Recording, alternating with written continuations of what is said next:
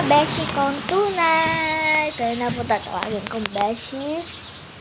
At sana po mag-ingat kayo sa bagyong Basyang. Tuwing gabi at madaling araw ay tsaka lang po sila nagalakas ang ulan. Pero pag po talaga ganitong ambon lang po talaga. Yun po sa baba. Sana po mag-ingat po kayo. At yung mga gusto po mag-sign off the course, mag-pray po tayo. Panginoon, sana po maingatan niyo po kami.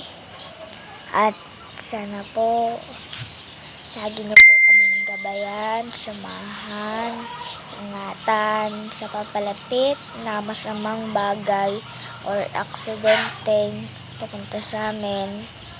Sana po ingatan niyo po kami.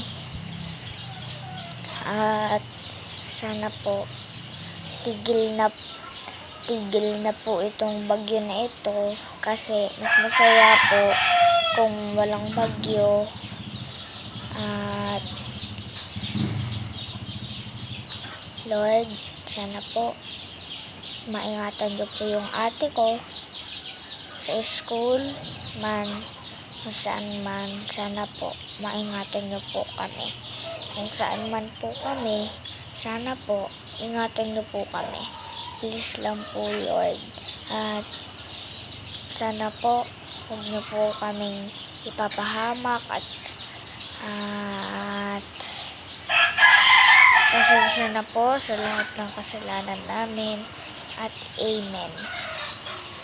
Kung mag-sign up the course na kayo, ayan po yung mga sisu ko. Ayan po sila, yan pong tatlo na yan, tsaka po yung isang itim na yan, yan po, yan puti na yan, mabait yan. Ayan sila, yun din, malayo na, maalis na daw po sila. So yun lang po, sana po mag-ingat po kayo sa na nakarating na dito sa amin sa Pilipinas, sa Barangay Luna, ang Basyang na at sana po maingatan niyo po kami talaga Lord. At ayan po yung itsura ng Basyang tuwing madaling araw, gabi, tsaka lang po super lakas.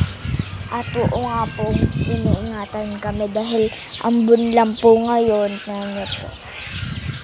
Naambon po ngayon.